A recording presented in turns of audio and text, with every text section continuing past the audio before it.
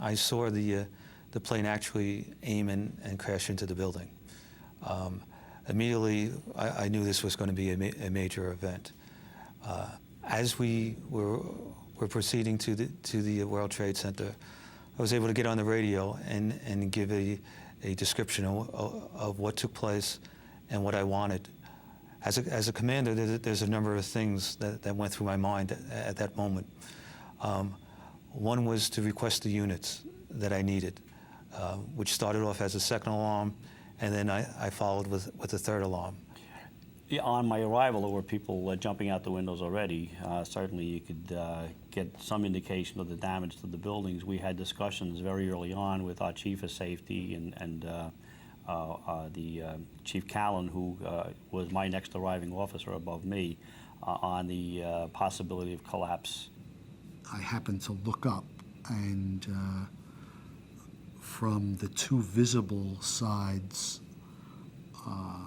of the building, it appeared that there was an explosion, an expelling of material from the point where the roof and the side walls meet. And I got down there just when the South Tower collapsed. We had parked south of it. We're walking up, and we saw the South Tower come down. You felt hopeless. You felt useless. What are you going to do now, all right? Fear came over you. You saw this building collapsing, and you knew people in your department were inside that building. It's like everyone else, when we realized that the building was coming down, we started running in the other direction. As we ran down the street, that black cloud that has been so often pictured and spoken of enveloped us. The next thing was a lot of paper. I remember being in the air. And we got to a certain point down the block and dove down on the street, alongside cars, anything that would seem to provide any sort of protection, and lay there, awaiting the determination of our fate. It was quite clear that, what had left up there was going to arrive down here very shortly, and would just be a matter. Survival would be determined by whether something happened to fall where we were.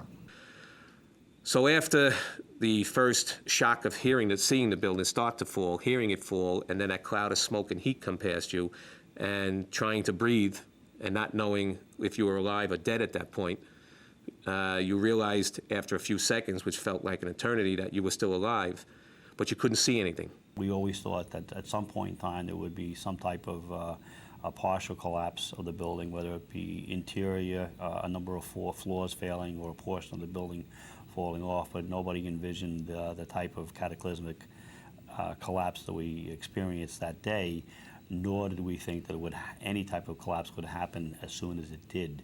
A lot of people showed up. A lot of people were looking for firemen from their own firehouses.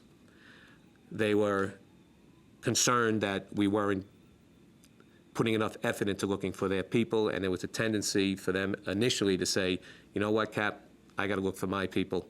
I know what you're doing here is important. I have to go do this. So you had to talk to them and reason with them and say, brother, I know what you're here for. We're going to try and find as many people as we can, but right now we've got to do from step one, let's put out these fires that are creating this smoke condition.